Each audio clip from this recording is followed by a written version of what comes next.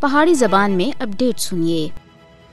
مقبوضہ جموں کشمیر اور منی پور مودی دے ہندو بالادستی دے نظریے دا شکار ہیں۔ مودی دے قیادت وچ بھارت ہندو بالادستی دے ایجنڈے دے منظم طریقے تھی اگے بڑھ رہی ہے۔ مودی دی ہندو بالادستی دا نظریہ مقبوضہ جموں کشمیر اور منی پور وچ باندھے طور دے اوتے نظر آ رہا ہے۔ مقبوضہ جموں کشمیر وچ مسلماناں اور منی پور وچ عیسائی قبائلی کمیونٹی ہندو بالادستی دی ذہنیت دا شکار ہے۔ مودی دے اقتدار وچ آنے تھی بعد تھے مقبوضہ جموں کشمیر اور بھارت وچ مذہبی اقلیتاں دے اوتے ہندو شدت پسند قوتاں دے حملہ میں کئی گنا بادہ ہویا ہے۔ دنیا اس وقت مقبوضہ جموں کشمیر اور منی پور وچ ہندو بالادستی دے ظالمانہ چہرے کو بخوبی دیکھ رہی ہے۔ ایک پاسے بھارتی فوجی مقبوضہ جموں کشمیر وچ کشمیریاں دی نسل کشی کر رہے ہیں، انہاں دی املاک تباہ کر رہے ہیں اور انہاں کو جیلاں دے اندر بند کر رہے ہیں، تو دوے پاسے شورش زدہ ریاست منی پور وچ عیسائی بھارتی فوج دے نشانے دے ہوتے ہیں۔ منی پور وچ عیسائیاں دے گرجا گھراں اور املاک دے ہوتے حملے RSS دے ہندوتوا نظریے دے عین مطابق ہو رہے ہیں۔ منی پور وچ تقریباً ایک مہینے تھے